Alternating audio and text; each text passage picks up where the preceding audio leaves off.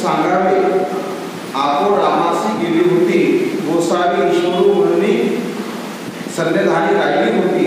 मग तयाचे उठिले न्हाणिले बरवे रांधिले सांगे म्हणून तयाचे तोंड धरती. आबाईसी तयाची ठाव करती. ठाणवे पागळती. जावायसी ही ऐसे केले तो एकुदे गोसावी त्याने विजय केले. तयाचे श्रीकरे दोघीये धरिले. मग गोसावी म्हणितले आव मेला काय जावाई जाव होय म्हणे. ऐसे म्हणून गोसावी तयाचे नाव ठेवले. मग तो जीविला. आकोसा म्हणजे आकायसा भटोबासांची मावशी. ती आपल्या सासरीच्या लोकांना सांगते की मला रामटेकच्या यात्रेला रामयात्रेला जायचं आहे. पण वास्तुबाईला काही रामयात्रा करते की रुद्रपूरला येते आणि गोविंदराव महाराजांच्या सन्निधानामध्ये राहते. आणि मग आता होते काय नेमकं की पूर्वीच्या काळामध्ये आता जसं वाहतुकीच्या बस आहेत, रेल्वे आहे, लक्झरी. आता काही भीतीचं वातावरण नाही आहे. तिकडून तुमच्या बाई माणसाला तुम्ही बसून द्या, तिकडे घ्यायचा तर 12, 14, 15 घंट्याचा प्रवास होऊन जाते, काही प्रॉब्लेम नाही. पण पूर्वीच्या काळात कसं नव्हतं. सोबत हा सांगात हा एक खूप मोठा विषय होता. आणि सांगात कधी सोडत नव्हते म्हणे. चोर सांगाती सोडून आला म्हणजे चोर भयापासून. देवाला चोराचा सुद्धा सांगात सोडला नाही. मग आपल्या मित्राचा जवळच्या व्यक्तीचा सांगात सोडले म्हणजे त्या काळात खूप मोठं विसर आहे. कारण काही आदराने थांबवता लागते. पोलीस स्टेशन आहे, तुम्ही नोंद करू शकता. व्हॉट्सअप आहे, मेल आहे, वेगवेगळे उपाय चालतात. मात्र त्या काळात घरातला विषय संपला. म्हणून एक गावामध्ये असे काही प्रतिष्ठित किंवा असे काही नावाजलेले लोक राहायचे. त्यांना जनशब्द वापरलेला आहे. म्हणजे तुमच्या बाई माणसाला जर कुठं पाठवायचं असलं, तुम्ही जर व्यस्त असले तर मग त्याच्यासोबत पाठवायचं. तो व्यक्ती त्याला चरित्र त्याही चरित्रामध्ये स्वामींच्या चरित्रामध्ये जन म्हटलेला आहे. इथे मी जनू शब्द म्हटलेला आहे. म्हणजे जन म्हणजे व्यक्ती. तो असा व्यक्ती असते की तो पैसे घेते पण मग तो तुमच्या व्यक्तीला बाई माणसाला सुखरूप पोचवते. तुम्ही जर सांगितलं 2 दिवस टाईम आहे, 2 दिवस थांबते, परत तिला वापस घेऊन येते. तर असा एक विश्वासू मनुष्य गावामध्ये राहत होता. असे भरपूर पाहिजे 5-25 जण. मग तुम्ही त्यातला व्यक्ती निवडायचा, त्याला पैसे द्यायचे, तो जाऊन जाणार येणार. आणि त्याचा काही यात्रा करणे प्रवास पायी जाणे पायी येणे त्याचा खाणं सगळं तुमच्याकडे. तो फक्त येणार करून पैसे भेटणार त्याला. अशा पद्धतीमध्ये तर अशी पद्धत चरित्रामध्ये दिसते. मादाईसाच्या वडिलांनी तिला नेण्यासाठी एक जणू पाठवला आणि इकडे दुसरा जणू म्हणून ती निघाली. तर तिच्या लक्षात आलं तो पुढचा व्यक्ती आपल्यासाठी चाललेला आयुन झाला म्हणून. तिने त्याला रस्त्यामध्ये भटकलं. तू आमच्या गावचा हो, मला घ्यायला हो म्हणे. तर काय हरकत नाही म्हणे, मी आता तुझ्यासोबत येते. याला वापस पाठवून दिलं म्हणजे अर्धे पैसे वाचले दिलं. तर असा जणू शब्द आहे. तर हे आकायसा जी आहे भटोबासांची मावशी आहे. ती रामयात्रे गावाने निघाली. म्हणजे सासरीच्या लोकांना काय सांगितलं की मी रामटेकची यात्रा चालली, मला माणूस द्या. मग त्याच्यासोबत तिने माणूस दिला. मग ती रामटेकची यात्रा निघाली. पण हिला कसली रामटेकची यात्रा करायची बहीण मुली सन्निधानात आली. नागतेच्या वगैरे सगळे आता आबाईचं बहीण आहे नागतेच्या. पण आता तो विश्वासाचा माणूस आहे. तो माणूस विश्वासू असते बरं काय. तर तो विश्वासू माणूस असल्यामुळे नागतेचार्य आणि आकाशाला काय म्हणते की हे बघ नागेश्वर समजून सांगतात की ही माझी मावशी आहे आणि आमच्या सन्निधानाच्या निमित्ताने ही इथे येते. आम्हाला गोविंदराव महाराजांचा सहवास आहे. तुम्ही करू राहिले, आम्ही चांगलंच करू राहिलो.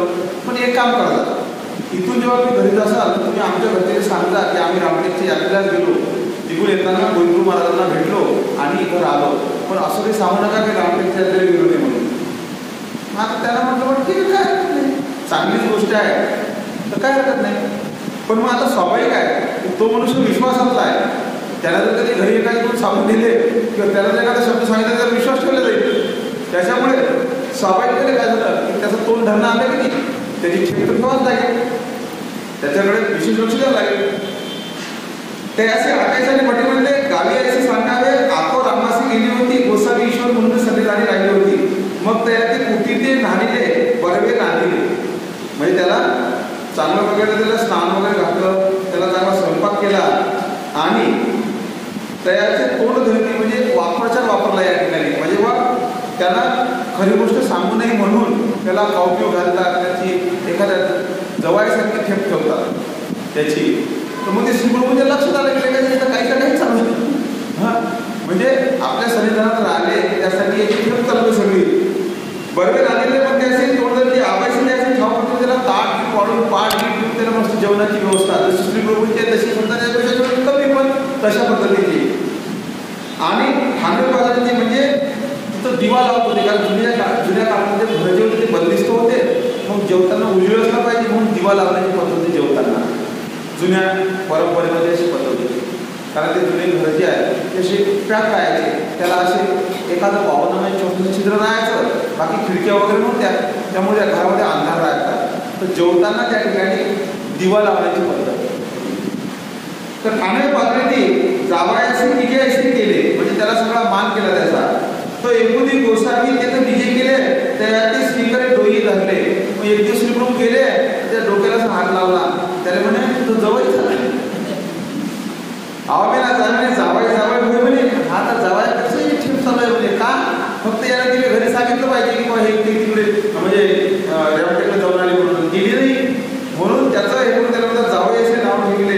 ऐसे गोसावी म्हणते जावई जावई होय म्हणे, ऐसे म्हणून त्याचे नाव ठेवले मग तो जेवीला. ते काय करायला लागते, आपण इतर ते खराब करून नाही राहिले, याच्यावर आपले भागते यायचे भागते. तर अशा पद्धतीमध्ये श्रीप्रभू त्याला मस्त चांगलं नाव निवडलं म्हणे, आणि एवढं फक्त जावायचेच ठेवले जाते, दुसरी कोणाची ठीक असते काय नाही. जावई एवढ्याला म्हणजे अजूनही मान तेव्हा कोणी तो बरोबर विचारून त्या जावई बापू म्हणजे काय त्याच्यासाठी ठीकपणे त्याचा आला की त्याच्यासाठी पाय करून पाणी अंप तो सगळी कमी पडलं नाही पाहिजे. पण ज्याला कधी कमी पडलं की झालं पण तुमच्या पोरीले त्रास, म्हणून पोरीले त्रास होऊ नये म्हणून त्याच्यासाठी सगळं हे करायचं बिलकुल. तो जे म्हणेल ते पूर्व दिशा एवढा मान नाही जावायचा. म्हणून असं आहे काय जावई जावई होईल हा बी जावई दे, कारण जावायसाठी ठेवायची चालू आहे.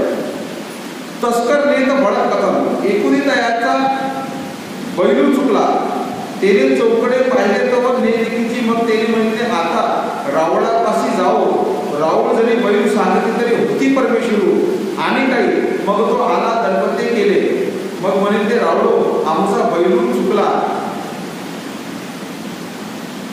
तो दिसेना जी. मग गोसाई म्हणले आवमेला जाय महारवाड्या मागे बैसला असे म्हणे. मग तो गेला तो बैसला असे, मग त्याने म्हणले भूतीश करू. मग आता आणखी चमत्कार घडला. ते तो ऐकले त्याच्यासोबत बैल आहे, म्हणजे बैल कशासाठी तर ते सामान तुमचं लगेज. आता तुमच्या गाडीत डिक्की असते, त्या गाडीत डिक्की नव्हती, सामान कुठं ठेवायचं तर बैलावर ठेवायचं आणि बैलासोबत चालायचं. आणि जर श्रीमंत असला तर घोडा, त्याच्यावर घोडा राहायचा. आणि कधी कधी मग घोडा आणि एक उगाण्याचा बैल एक घोडा दोन सारंगपण ते भेटीला आले स्वामीच्या. तर उगाण्याचा बैल म्हणजे सामान्यासाठी एक बैल, अशी व्यवस्था त्या काळात होती. आणि तीच पद्धत आज आहे. म्हणून अजूनही बघा एक शब्द वापरतात त्याचं गावात ते गाड्या घोड्याने येणारी माणसं, तर गाड्यासोबत घोडे शब्द लागला कसा काय तर जुनं वाहतुकीचं साधन घोडेच होते, घोडे आणि बैलगाडी हेच. तर याचं काय झालं त्याच्याकडे सोबत बैल आहे, सामान्यासाठी बैल आहे. कारण जेव्हा मनुष्य पैदल चालते ना तेव्हा तो पैदलच चालू शकते, वजन घेऊन चालणं सोपी नाही. थोडंसं तुमचं जर तुम्ही माणसाने 1 किलोमीटर जातो तर तुम्ही थकून जाता, म्हणून खाली चालू शकते मनुष्य, म्हणून पैदल चालायचं आणि सामान्य बैलावर ठेवायचं. मग त्या बैलावर समजा हा याची एक बॅग त्या बाईची, आणि असे मग ही बैल घेऊन चालणार अशा पद्धतीने. तर योगा काय सांगितलं का त्याचा बैल चोरी गेला. त्या काळात चोरीचा उपद्रव तेव्हापासून आहे बघा, म्हणजे यायचा बैल चोरी गेला. हा तो आकाशाचा जो माणूस आणला होता सोबत याचा, तो चौकडे पाहिला तर नाही किती, मग त्याला पाहिलं जवळपास तिकडे तो काही दिसलाच नाही तो बैल. मग तो काय म्हणतो बैल हरवला अवघड का सापडले नाही, सामान कसं जेव्हा काय नाही तर पडला तो नेते किती. मग त्याने म्हणले आता रावळा कसं जावं, हे आकाईसा आणि हिची बहीण आबाईसा नागरिक लय सांगतात हे स्वामी असे रावळ असे रावळ असे. जर हे चांगले आपले हे गुंडप्रवण जर कधी खरंच परमेश्वर अवतार असतील तर माझा बैल चुकला तो सांगतील कुठे आहे काय. पूर्वीच्या काळात बैल चुकला तर तो सोनं जर कधी हरपलं दिसत नसलं की ब्राह्मणाकडे जायची पद्धत होती. आणि मग ब्राह्मणाकडे गेले की ब्राह्मणाला ते म्हणायचे मग ब्राह्मणाचा दरवाजा दारावर राखावा लागेल. मग ब्राह्मणाकडे गेले की 12 दुबत तो आराम उठला म्हणजे येणार म्हणून काय का तर आमचा मुली बा बैल हरवला म्हणे. असं आहे का, हे घ्या सुपारी, मग 11 रुपये घ्या ठेवा. त्याच्याकडे असं पंचांग राहायचं असं, त्याला डोळे बंद करायचं ते ठेवायचं. ठेवलं की त्याला लगेच प्रश्नकुंडली मांडायची. ज्योतिषशास्त्रामध्ये एक प्रश्नकुंडली असते की तुम्ही प्रश्न करता तर एक्झॅक्टली त्यावेळेस गणित मांडायचं म्हणजे त्याच वेळेला. वास्तविक पाहता ज्योतिषाला लोक महत्वाचं, पण ज्योतिषामध्ये सर्वात महत्वाचं आहे गणित. संस्कृतमध्ये ज्योतिषाला गणिका म्हणतात आणि वेश्यालाही गणिका म्हणतात.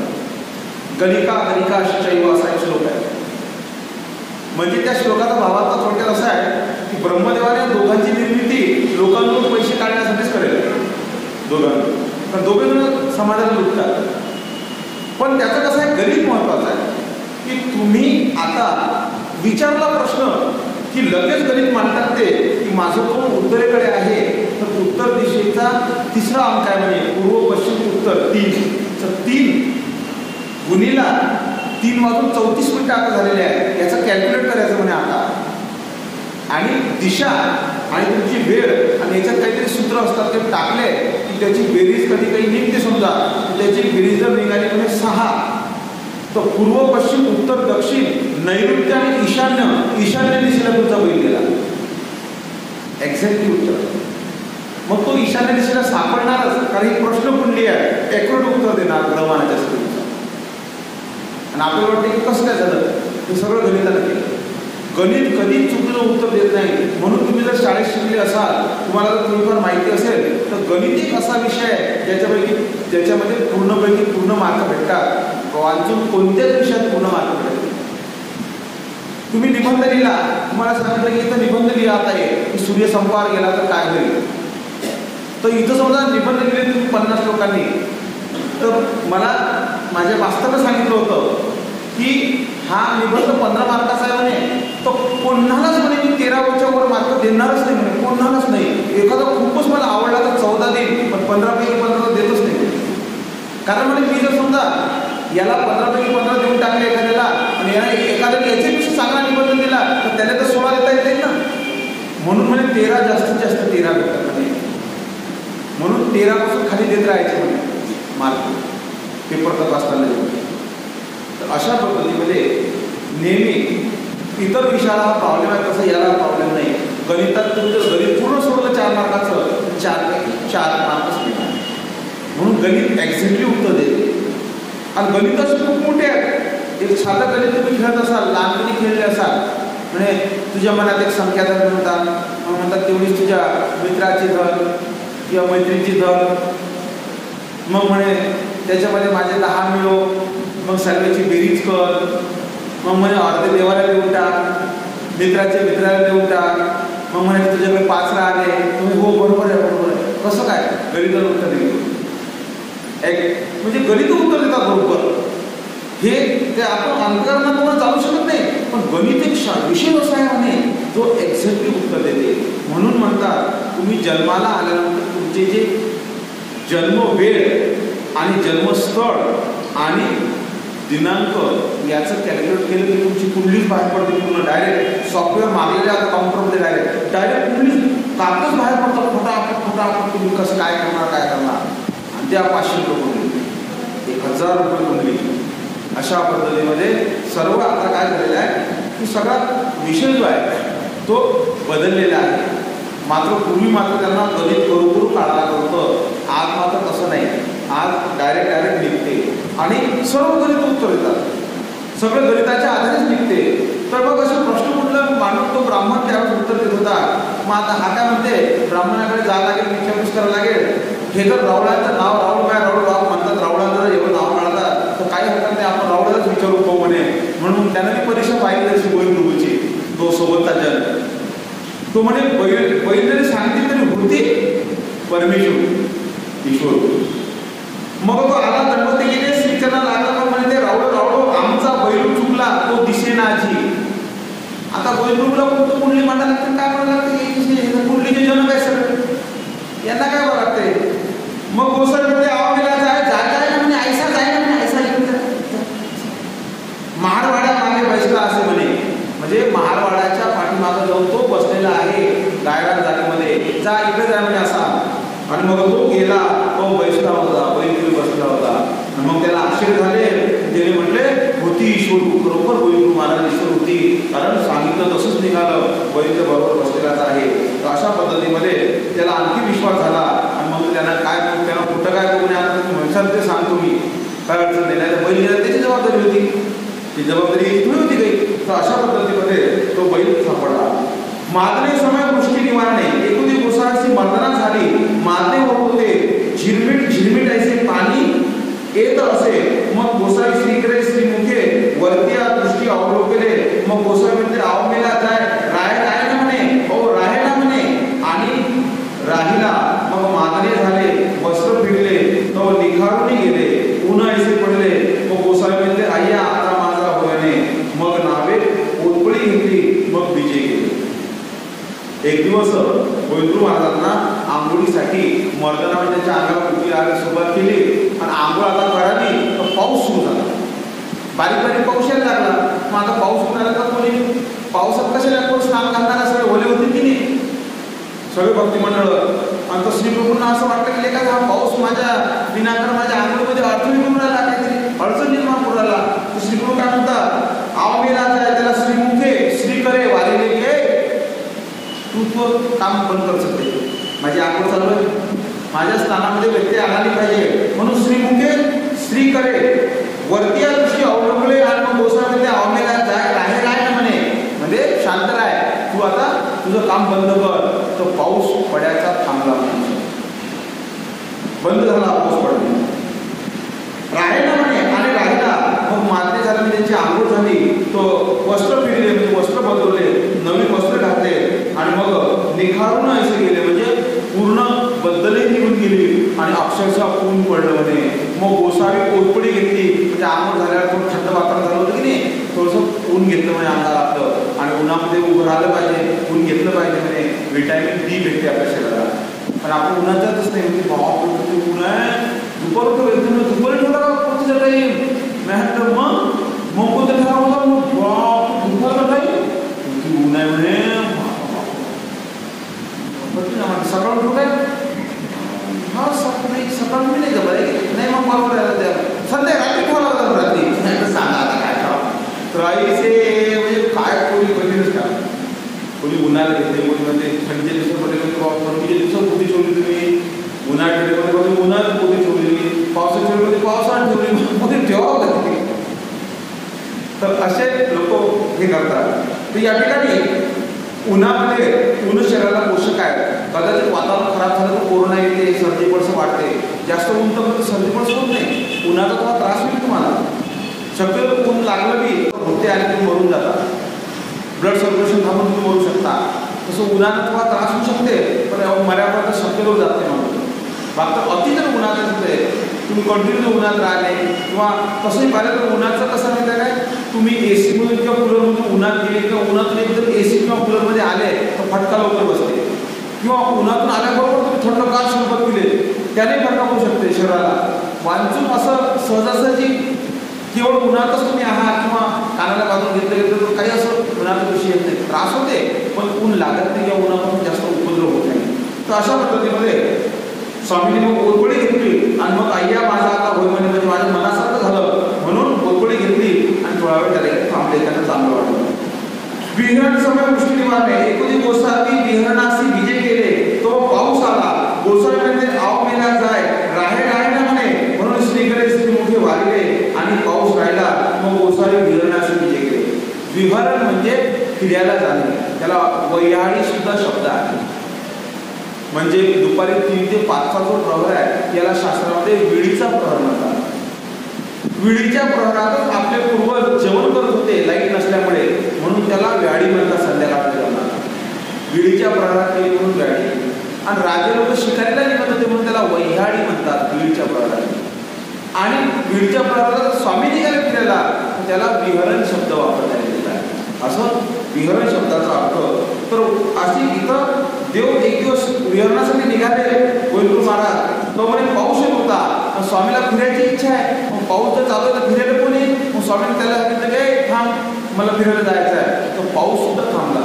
म्हणजे पंचमहाभूत देवाच्या अधीन आहे. भूमी, आप, अनल, वायू, खम. पंचमहाभूते परमेश्वराच्या अधीन आहे. परमेश्वरानं त्यांना जी आज्ञा दिली त्यानुसार ते वागतात. एक सुंदर प्रसंग आहे की माईभट्ट हे शास्त्राचे जाणकार होते आणि माईभट्ट चक्रधर स्वामींच्या जवळ बसलेले होते. तर एक जोऱ्याची वावटळी आली. वावटळी समजते गोल फिरते अशी, त्याच्यामध्ये पन्न्या गिन्या कागद उठतो सगळं उठतात. आणि कधी सगळी इथं इकडून जर अशी आली तर मातीच करून टाकली सगळी इथं, म्हणजे ते अशी गोल फिरते म्हणजे तृणावर्त नावाचा एक दैत्य कंसाला पाठवला कृष्ण महाराजांना मारण्यासाठी. तृण म्हणजे गवत उडेल, म्हणजे त्याच्या फुपाटा उडेल त्याच्यामध्ये, म्हणजे तो असा गिरकी घेत आला म्हणे. त्याच्यामुळे सगळं काळी कचरं असं उडायला लागलं, म्हणजे असं गवत उडायला लागलं. त्या काळात पन्न्यात होते ते आज पन्न्या, आता पन्न्यास पडत असतात सगळ्या रस्त्यात, प्लॅस्टिकच्या पन्न्या, किती पन्न्या किंवा आणि गव्हर्नमेंटने त्या पन्न्याच्या कंपनीकडून गेल्या पैसे, त्यामुळे ते पन्न्या काही बंदी आली नाही तर फक्त 2-3 महिन्यासाठी डबल पन्न्या सुरू होणेच आहे. त्यात बदल सुरू पन्न्या. प्लॅस्टिकच्या पन्न्याला खूप उष्णता वाढली, प्रदूषण वाढलं. मात्र आता हे त्या काळात काय फक्त गवतच होतं, म्हणून तृणावर्त म्हणजे गवत आपल्या भोवती फिरवणारा, तृण म्हणजे गवत आपल्या भोवती वर्तवणारा असा तो दैत्य, म्हणून टोपण नाव तृणावर्त त्याचं नाव. त्यानंतर तो वासरा जळून गेला म्हणून वत्सासूर, अग्नी जळून गेला म्हणून दावानसूर म्हणजे अग्नी घेऊन आला म्हणून, असे वेगवेगळे. त्यानंतर सर्पा जळून गेला म्हणून आभासूर, असे वेगवेगळे दैत्यांचे नावं. तर गवत आपल्या भोवती फिरवते म्हणून तृणावर्त आला म्हणे त्या याच्यामध्ये. आणि तो म्हणे मी असं गोकुळातलं सगळं गवत जमा करता जाईल म्हणे, आणि कृष्ण जिथं खेळत असला तिथं जाईल म्हणे, आणि त्याला मुस्लिम म्हणे असावं, सक्षम करून त्याला समोर म्हणून घे म्हणे मी, आणि तुमच्या चरणात आणून टाकीन कंसाला म्हणे. त्याला त्या सुपारी म्हणे. कंस म्हणे की घे सुपारी चाल. कृष्ण महाराज काय हरकत नाही. कृष्ण महाराज कसं हास्य करून राहिले. ते सुद्धा मागेला वाटलं की आज कोण हसवायला लागलो, म्हणे आपला कृष्ण आता हसायला लागला. ते म्हणजे तुले नाही हसू लागलं, तुम्हाला काही मला हसायचंही नाही, मला एक दैत्य मारायचा आहे. म्हणून देवानं स्मित हास्य केलं नाही त्या ठिकाणी. मग तो आला आणि तृणावर्त दुपारच्या वेळेस आला. दुपारच्या वेळेस म्हणे यशोदा मातेने काय केलं की कृष्णाला अंतर त्या पाळण्यात टाकून दिलं, आणि आपण इकडे काय करायला लागली, ते उपण्याला लागली. तुम्हाला सगळं पुस महिन्यात उपना लागते, उपण्याचे काम असतात म्हणून लग्न करत नाही, मला सांगितलंच म्हणणं आहे. तर ते उपण्याचं काम निघालं, मग ती यशोदा माता उपण्याला लागली. पण तृणावर्त तिथून आल्यानंतर तृणावर्त नाराज झाला की अरे माझी शिकार नाही आहे म्हणे, कृष्ण तर बाहेर नाही आहे म्हणे, आणि या यशोदा मातेला दुसरं काय करायचं म्हणे. मग काय करावं, मग त्याला त्याचं जे विमान आहे, मग त्याचं जे तृणावर्त ते जागेवर त्याने लँड केलं, म्हणजे जागेवर फिरायला लागलं ते, आणि तो असा उभा राहिला म्हणे की कृष्ण महाराज कधी बाहेर येतात काय येतात. कृष्ण महाराज म्हणतात की हा दैत्य माझी प्रतीक्षा करू राहिला, वेटिंग करू राहिला, आणि आई तर मला बाहेर आणणार नाही, कारण माझ्या आईला खूप भीती आहे मी कुठे जाईल, मला कोणी नेईल म्हणून. तर म्हणून मग आता आपल्याच काहीतरी आयडिया करावं लागेल. म्हणजे त्या काळात त्या आयडियाचं काढ आहे. तर देवाने काय केलं, डोकं लावलं बरोबर. तर देव काय करतात, रडायला लागले. रडायला लागल्यावर ते दाशी सांगितलं, कृष्ण रडून राहिला म्हणे की मी कामावर रडायला झोका द्या. झोका दिला आहे कशाला झोका पाहिजे, हे रडूनच राहिले, म्हणजे हे संबंध होतं मला बाहेर. दैत्य वाटतं राहिलं त्याचंही बरोबर आहे, त्याचंही जमलं पाहिजे, त्याचं कार्यक्रम करावं लागते. हे देवाच्या मागं काय कमी काम आहेत, लय काम आहेत त्यातले, रडून राहिलं म्हणजे त्यातलं. मग ते यशोदा म्हणे की मग असं रडले म्हणजे थोडासा घाम असा अंगाला घाम आणला. तर मुलं गोष्टी काय म्हणते, त्याला गरम होऊन राहिलं म्हणे, त्याच्याला ठीक आहे बाहेर म्हणे. मग आणलं बाहेर, बाहेर आणल्यानंतर मग ते पाण्यात झोपू द्यायला लागले. मग त्या तुडावरून पाहतो पाहणे शिकार जशी तोंडाने राहिले पाहणे माझ्या पाहणे बरोबर आला कृष्ण. त्याला आनंद झाला, मग कसा बरोबर आल्यानंतर त्याला कृष्ण महाराजाला असं ते पावडून सुरू केली जोड्यानं त्याच्यातून माझा बरोबर कृष्ण महाराज उचललं आणि घेऊन गेला. कृष्ण महाराज त्याला असं घेतलं म्हणे आता तुला कंसाला गिफ्टी म्हणजे मी असं करेन. कृष्ण महाराज त्याची गैची पकडली अशी गैची पकडली. तो म्हणजे अरे ही गिफ्ट मध्ये घेऊन असा दाबायला लागला बा. तो म्हणे सोड सोड सोड कसला काही सोड. कृष्ण दाबायला लागले त्याला पावडोळी पडल्याने तिकडे गावाच्या बाहेर असं तसं. मग ते दास ते कृष्ण नाही म्हणे. मग यशोदा म्हणे अरे बाप तिने दिलं चालले तो कृष्णावर चालला. कृष्ण महाराज म्हणतात हा एवढा मोठा दैत्य गावात पडला नाही, मरीन पळीन सडीन वास्तुकीन त्याच्यापेक्षा बाहेर नेऊ जरा मागू. तर देवाने बाहेर नेला, गावाच्या बाहेर तिकडे दूर नेला म्हणे. तिथे जाऊन त्याची गळचिप्पी दाबली, तो तिथं पडला. स्वामी त्याच्या छात्यावर तो त्या ठिकाणी पडेल होता. मग सगळे गेले, मग कृष्ण महाराजांनी काढलं असं तसं होतं म्हणे. तो दैत्य एवढा मोठा होता म्हणे की तो काही म्हणे असं त्याला म्हणे दहन द्यासाठी लाकडं मी कमी पडत सगळे. तर म्हणे मग तो पुराण तोडला म्हणे, त्याचे तुकडे केले म्हणे 500 आणि तो जाळला म्हणे त्या गावाच्या बाहेर. त्याचा अंतिम संस्कार केला म्हणे. तो अशा पद्धतीने तृणावर्ताची लीला आलेली आहे तुमच्या श्रीकृष्णाचा प्रसंग आला म्हणून ते सांगितलं. तर या ठिकाणी तृणावर्त तो दैत्य आला, तशा पद्धतीने वावटळी जी आहे ती येते आणि त्याच्यात म्हणतात काही उचलून घेऊन जाते, एवढी पॉवरफुल असते. माईपट्ट स्वामीच्या जवळ बसलेले आणि स्वामींनी दुरून ती वावटळी येताना पाहिलं. तर माईपट्टांनी त्या वावटळीकडे पाहिलं आणि ती वावटळी अशी सुरून राहिली. ती स्वामींच्याच दिशेने येत होती म्हणे. पण स्वामींनी काही केलं किंवा नाही केलं काय माहिती, पण मग ती तिकडे जायला लागली. तर ना माईपट्टाला अशी झालं ती वावटळी अशी निघून पडायची. मग ते म्हणतात तिची तत्किंवश, ही वावटळी कोणाच्या अधीन आहे? ही वावटळी इकडे येता येता तिकडे चालली नाही, तर कोणाच्या अधीन आहे? म्हणजे इथं सूत्र कोणाच्या हातात आहे? तर स्वामी संस्कृतमध्येच उत्तर देतात, तत् अन्यवश, ती कोणा अन्याच्या एकाच्या अधीन आहे म्हणे. माईपट्ट असं मी स्वामीला विचारलं की कोणाच्या अधीन आहे? स्वामी त्या अन्याच्या अधीन आहे. म्हणजे जी मग तत्किंवश तुम्ही म्हणता की ते एका अन्याच्या अधीन आहे, एका दुसऱ्या व्यक्तीच्या, तर ती व्यक्ती कोणाच्या अधीन आहे? तर स्वामी म्हणतात तत् अन्यवश, ती आणखी दुसऱ्याच्या वशमध्ये आहे म्हणे. मग ते म्हणतात जीजी तत्किंवश ते कोणाच्या अधीन आहे? तर स्वामी म्हणतात तत् अन्यवश, ते आणखी दुसऱ्याच्या अधीन आहे. म्हणतात जीजी मग तत्किंवश ते कोणाच्या अधीन आहे? स्वामी म्हणतात ते त्याची प्रवृत्ती ओळखे, ती आमच्या इच्छेनुसार चालते. माईपट्ट बुजून गेले, म्हणजे माईपट्टाला जास्त शास्त्र सांगायचं काम नव्हतं. त्यांनी प्रश्न केला की ही वावटळी कोणाच्या अधीन आहे? म्हणजे हे वायुमजबूताच्या आधारे तयार झाली ती, तर वायुमजबूत कोणाच्या अधीन आहे? तर ते म्हणे सांगतात अन्यवश, म्हणजे ते भैरवांच्या अधीन आहे. मग त्यांनी विचारलं भैरव कोणाच्या अधीन आहे? बघा तत्किंवश सांगतात अन्यवश, ते विश्वेच्या अधीन आहे. मग त्यांनी विचारलं विश्व कोणाच्या अधीन आहे? तर स्वामी म्हणतात अन्यवश, ते मायेच्या अधीन आहे. मग स्वामी म्हणतात, मग ते म्हणतात तिची माया कोणाच्या अधीन आहे? स्वामी म्हणतात येताची प्रवृत्ती ओळखी. म्हणजे माईपट्ट बुजून गेले की संस्कृतमध्ये प्रश्न, संस्कृतमध्ये उत्तर, ते माईपट्टाचे स्वामींचे प्रश्न, माईपट्टाचे प्रश्न स्वामींचे उत्तर त्यांनाच कळले. आपल्याला काय कळणार? आपण काय अर्थ लावणार आहे? पण इतके पॉवरफुल त्यांचे प्रश्न होते, पण स्वामींनी कसे उत्तर देत होते? म्हणजे स्वामींनी संस्कृतमधून उत्तर देऊन त्याला करून टाकलं. म्हणजे माया परमेश्वराची प्रवृत्ती ओळखी, पण मायाच्या अधीन, म्हणजे मायाचे परमेश्वराच्या अधीन असते आणि तिच्या अधीन विश्व आहे, तिच्या अधीन भैरव आहे, म्हणून भैरवाच्या अधीन मजबूत आहे. तर अशा पद्धतीमध्ये पावसाला थांबवतात, वावटळ्या दुसरीकडे नेऊ शकतात, म्हणजे परमेश्वराच्या ठिकाणी सर्व अधीन आहेत म्हणे सर्व. त्यानंतर अग्नी नावाचा जो भूत आहे तो श्री कृष्ण महाराजांनी कोसत 12 अग्नी गिळला.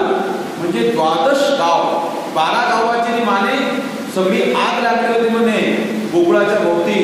तर स्वामींनी गोकुळाला जेव्हा आग लागेल तेव्हा उठून बाहेर गेले आणि सगळा अग्नी गिळला म्हणे. म्हणजे मजबूत अधीन असतात परमेश्वराच्या या ठिकाणी दिसते. तिमत जाणे म्हणे झरत येणे म्हणे एकुदी गोसावी विहरणासी विजय करीत होते गोसावी म्हणितले.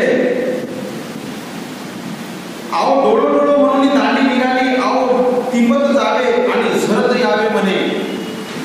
मग अवघे भक्तजने दांडी सभे निघाली, तो पाऊस आला, अवघे भक्तजन ओले झाले, अवघ्या भक्तजनांची वस्त्रे दांडीवरी घालुनी, मग दांडी रामनाथा राहिली. मग मडूनी वस्त्रे दिंड आणले, ती नेसले, ओली वस्त्रे मडासी एका हाती पाठवली. मग गोसावी हात पटिवली विजय केले. अवघा लोक म्हणे राऊळ आपले वस्त्र तिमुनी दी तिची, ऐसे अवघ्या लोकांशी आश्चर्य विस्मय झाला. मग मडासी विजय केले. एकी वासना केशव नायके उपाडा लागले होते, तो गोसावी विजय केले ते तर पूजा सुरू झाला भक्तजनाचे आरोहण झाली मग गोसावी वडासी विजय केले. आता एक दिवस काय म्हणतात बसल्या ठिकाणी आववेला जाय म्हणे झरत जावे म्हणे आपलं तिंबत जावे म्हणे आणि झरत यावे म्हणे. म्हणजे आज आमची अशी प्रवृत्ती आहे की ओलं चिंब झालं पाहिजे असताना सगळेचे सगळे तुम्ही बिन मी बी असं काही नाही. मी बी तुम्ही बिन मी बी दोघे जण काय झालं पाहिजे आपण भक्तजनांना म्हणतात आपण ओले झालं पाहिजे पूर्ण आणि इतके ओले झालं पाहिजे की आपल्या अंगातून सगळं पाणी नितळलं पाहिजे झरत यावे म्हणे. आता प्रवृत्ती आहे तर कसं होणार का पाऊस न येऊ द्यायची प्रवृत्ती तर येऊ दिला नाही. पण आज स्वतःच म्हणतात निघताना काहीच नाही आहे पण म्हणे आज असा पाऊस बोलावतो की सगळे ओले चिंब होतील आणि सगळं पाणी निघून आपल्या अंगातून एवढे झरत आले पाहिजेत म्हणे. तर अशा पद्धतीने म्हणजे स्वामींचीच इच्छा आहे म्हणे. आणि मग काय म्हणतात डोळो डोळो. आता यांनी डोळो डोळो म्हटलं की पालखी काढाच लागते. यांनी डोळो डोळो म्हटलं की तुम्ही काही कामं करत असा आपले कामं सोडा पहिले पालखी काढा कारण यांनी फिरायला जायचं आहे. नंतर त्या काळात राज्याभिषेक सुखानंतर त्याचं काम होतं डोळो डोळो. तर म्हणे डोळो डोळो म्हटलं पालखी काढली आणि म्हणताना काय म्हणतात की तिंबत जावे म्हणे झरत यावे म्हणे. आता कोण ऐकलं की कोण नसेल ऐकलं ज्यांनी ऐकलं त्यांनी बरोबर ओळखलं की आता सगळं भलं करतात हे आज आपल्याला. मग सगळेचे सगळे निघाले आणि असा पाऊस आला त्या बाहेर निघाल्यानंतर मोठा पाऊस आला आणि पावसामध्ये सगळे ओले चिंब झाले. मग तिकडून सगळे फिरले गिरले म्हणे आले तर रामनाथ हे गावाच्या बाहेरचं मंदिर आहे त्या मंदिरावर थांबले आणि मग काय म्हणतात की जा. आता काय झालं की पालखीवर यांच्या अंगात पाणी लागू नये म्हणून भक्तजन काय करायचे कोणी आपल्या अंगी काढायचं कोणी आपलं धोतर काढायचं त्या याच्यावर टाकायचं पालखीवर म्हणजे यांना पाणी लागलं पाहिजे याची इच्छा बरोबर झाले ओले चिंब झाले. मग त्या रामनाथाला गेल्या काय म्हणतात थांबा इथंच थांबा. मग यांनी काय केले सगळे ओले कपडे बांधले आणि ते मठात पाठवले आणि मठातून दुसरे कपडे आणले आणि सगळ्यांना कपडे बदलवले आणि मग गावामध्ये जायला लागले. तर आता गावाकडे वगैरे आश्चर्य झालं की हे तर फिरायला गेले ओले चिंब व्हायला बघ होते म्हणे हे तो ओले पण आले. राहुल ईश्वरू राहुळाने आपले भक्तजन आपण स्वतःला ओळखून दिलं नाही म्हणे. आणि श्रीप्रभू हास्य करते की बघा आपण केलं काय घे काय म्हणून राहिले. तर अशा पद्धतीमध्ये त्यांची प्रवृत्ती त्यांच्या प्रवृत्ती त्यांनी तेव्हा असं केलं. मग एकी वाजता म्हणे केशव नायकाने उभारला फिरवले होते गोसावी विजय केले ते तो पूजावसून झाला आणि भक्तजनाशी तो उभार झाला. म्हणजे जर परमेश्वराला स्वतःच ओलं व्हायची इच्छा असली तर मात्र मग ते ओले होतात. मात्र त्यांना जर ओलं व्हायचं नसलं पाऊस होऊ देत नाही. स्वामींचं चरित्र आहे की स्वामी डोमेग्रामला असताना छिन्नपाप गुंफेला छिन्नस्थळीवर आलेले आहे आणि इंद्रभट्ट भेटीला आलेला आहे. तो स्वामी इंद्रभट्टाला काय म्हणतात तुम्ही आता ताबडतोब निघालाय तर ओले होसा. आणि इंद्रभट्ट निघाले तर इंद्रभट्ट पुढे जातात पाऊस पाठीमागं असं करता करता घरी पोहोचले पाऊस आला. त्याला एक पूर्ण पाठवलं आणि स्वामी मात्र ओले होतात. स्वामी निघाले पाऊस सुरू होऊन जाते स्वामी गळ्या लागते. लोक भक्ती काय करतात ते असं चांदवा धरतात वर चांदवा धरतात स्वामी पुढे जातात चांदवा मागा राहते चांदवा पुढे घेतला की स्वामी हळू जातात. असं करता करता स्वामीही ओले होऊन जातात. अशा पद्धतीने स्वामींची प्रवृत्ती आहे ओलं व्हायचं की नाही. आबाईसा भेटी आमच्या गोसावी गणपतपटी अवस्था ते तर आमच्या गोसावी गणपतपटीहून आबाईसा ऋतुपुराशी पाठविले. श्रीप्रभूच्या सेवा जास्त लागेल ती ऋतुपुराशी आधी गोसाव्याशी उपाध्यायाचे आवाला अवस्थान असेल ते तो गोसाव्याशी भेटी जाती गोसाव्यामध्ये आवलेली जाय तो आदिशी म्हणे जी श्री चक्रधराय तुम्हापासून पाठवले. मग गोसाव्याशी दंडोत घालते सेवा लागली. मग श्रीप्रभू गोसाव्याचे सेवादास्य करू लागले. म्हणजे आमच्या सर्वज्ञांनी आबाईसाला कृपाबाईसाला पैठणहून गोविंदराव महाराजांच्या सेवेसाठी पाठवलं तर ती आली. आल्यानंतर तिने तिकोपाध्याच्या आवारामध्ये स्वामी बसलेले आहे तो दंडोत वगैरे केला आणि ती म्हणते की जी मला चक्रधर रायाने पाठवलं तर श्रीप्रभूंचा आवलेले जाय म्हणे काय हरकत नाही राहायला सेवादास्य कर म्हणे. म्हणजे स्वामींच्या कृपा प्रसादाने आणि गोविंदराव महाराजांच्या प्रवृत्तीने आबाईसाला सेवादास्य कळलं. वाचून अधिकार नव्हता पण अधिकार घडला. कधी कधी परमेश्वराच्या मनोधर्माने पात्रता नसतानाही अधिकार घडतो. वाचून अधिकाराशिवाय परमेश्वर काही देत नाही काही घेत नाही. कारण तुमचं अधिकार लागतो कर्म लागतात तुमची जोड लागते तुमची कणव लागते तरच देणं घेणं होते. लक्ष्मणाला भेटी मग भटदास्या कारणे लागले बांकी तिघी देऊळवाडा आपजोती तरी एकुदी भट देऊळवाड्याशी गेले होते. नरसिंहाच्या देवळी भट एकी कोणत्या बसले होते तेशन लक्ष्मणधर भट पुराण सांगत होते. पुराण सांगता लक्ष्मण भटाशी रसू अभिनवला आणि मग आवेशून म्हणले जीव आहे पण देव नाही. तो भट म्हणते देव आहे पण जीव नाही. लक्ष्मणधर म्हणते हा नव्हे जीव म्हणून बक्षस्थळावर हात ठेवला. भट म्हणते हा नव्हे ऋतुपुराचे राज्य असती म्हणून ऋतुपुराकडे हात दाखवला आणि पैसे लक्ष्मण उठेले आणि भटाचे भटही उठले. श्रीप्रभूच्या दर्शना आले. श्रीप्रभूशी भेटी झाली. दंडवते घातली. श्रीचरण लागले. मग लक्ष्मण भट अनुसरले. मग गोसाव्याच्या सन्निधानी असो लागले. तो लक्ष्मण वासाच्या ब्राह्मणी ऐकले ते त्याग केला. मग त्या म्हणते त्याग तवची की जो माते नेत्रगती आता कैसे नाही पाहिजे आता मी घेऊन येईल म्हणून गोता कुटुंबासी पहिले घेऊन निघाली. सर्व शृंगार केला. एकू ठाकूर ब्राह्मण सभे घेतला. आपण घोड्या बसली ऐशी बडासी आली. महादेव उभी राहिली. मग भीतरी आली. मग म्हणते ऐसे काय केले. लक्ष्मण म्हणले आम्ही आपले आत्महित केले. तयाच्या स्त्रिया म्हणते हा पैलू आणला असे मांजट्या पासवडियाचा प्रगटी भुजाचा तरी याची घडवात करू. तो लक्ष्मण म्हणले बरबे होय आना मामी शेषू भरी ऐसे म्हणून आणि नागवली म्हणून बोंब दिली. धडगडी रायगडी घातले. धाय मुकली पायावरील डोळे ठेवून रडू लागली. मग माईपट्टी संभोगली. नाणीने जिंकली. मग माईपट्टी चोळी सावली घेतले आणि सिंगापुराशी गेली. लक्ष्मणधर भटा भेटी अनुसरण. लक्ष्मणधर भट देऊळवाडेला म्हणजे देऊळवाड्याला लक्ष्मणधर भट नावाचे विद्वत रत्न महापंडित पुराण वापर होते त्या नरसिंहाच्या मंदिरामध्ये. तर नरसिंहाचं मंदिर आहे. ते नरसिंहाचं मंदिर प्रसिद्ध आहे. तिथं कुळदैवत आहे. म्हणतात की त्रेतायुगामध्ये हिरण्यकश्यपाचा वध करण्यासाठी आणि भक्त प्रल्हादाचं रक्षण करून त्याला गादीवर राज्यावर बसवण्यासाठी नृसिंह अवतार झाला.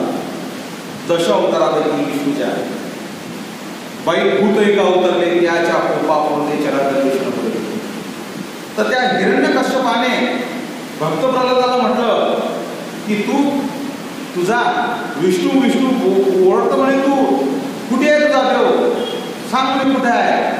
तर म्हणे तो सगळी जळी पाशानी सगळीकडे व्यापक आहे म्हणे. इथं कुठं आहे म्हणे सांग. म्हणे या खांबात आहे. त्याने म्हणे खांबाला गदा मारली म्हणे. तर खांबातून प्रगट झाला नृसिंह.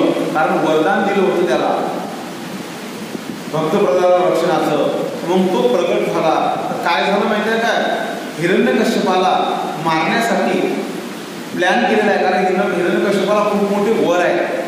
दिवसा मरत नाही, रात्री मरत नाही, घरात नाही, दारात नाही, अस्त्राने नाही, शस्त्राने नाही, जमिनीवर नाही, आकाशात नाही, मनुष्याकडून नाही आणि पशुकडून नाही.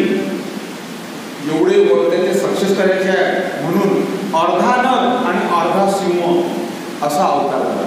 म्हणून नरसिंह नरासारखा सिंह किंवा नर हा सिंह कर्मधारय समास. तो मग त्याने युद्ध केलं. संध्याकाळ होऊ दिली. कारण दिवसा मरण नाही, रात्री मरण नाही, तर संध्याकाळी मारायचं आहे. तर संध्याकाळपर्यंत टाइमपास करायचा होता. कारण संध्याकाळी मारायला लागतं ना. आणि आता जर मारलं दुपारी त्याला तर मग काय होईल. त्याचा जो पण आहे किंवा जी त्याला वरदान दिलेलं आहे त्याला कलंक लागेल. म्हणून म्हणे त्याने गंमत युद्ध केलं. कारण त्याच्या कोपापर्यंत चराचर विश्व न पुरे म्हणजे क्षणामध्ये राखण्यामुळे एवढा पॉवरफुल होता तो नृसिंह. मग त्याने त्या ठिकाणी मल्ल युद्ध खेळलं होतं. त्याच्यामध्ये काय व्हायचं की समजा तो नृसिंह अवतार 3-4 झोडपे त्याला मारत होता हिरण्यकश्यपाला. तर एखादा त्याच्याने खाऊन घेत होता. कारण युद्ध तर लागते ना. म्हणून संध्याकाळपर्यंत टाइमपास केला.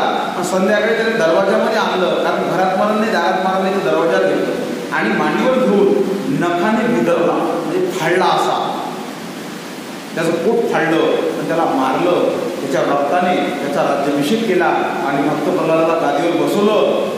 आणि तिथून म्हणतात ते रक्ताचे भरलेले हात इथं देऊळवाड्याला धुवायला आला म्हणतो. म्हणून तिथं नृसिंह तळ आहे.